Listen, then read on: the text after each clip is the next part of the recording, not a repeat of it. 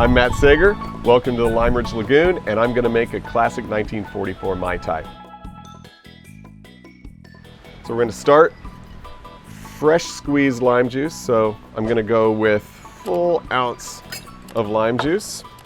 Simple syrup, 1/4 ounce of that, and 1/4 ounce of Orgeat, which is sweetened almond syrup. Then we have orange Curaco, which is an orange liqueur. It's on the drier side. This Pierre Ferrand, 1/2 ounce of that. Then for our rum, we're going to do that split of Martinique Clement. We're going to do a full ounce of that and a full ounce of Smith & Cross Jamaican rum. And it goes. Fill our shaker tin up. Good hearty shake with this. Till the shaker tin feels cold on your hands. All right.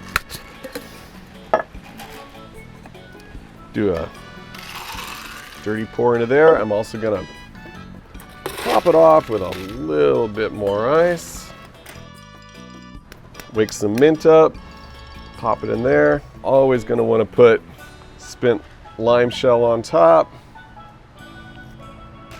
And there you have it, 1944 Mai Tai. Mahalo.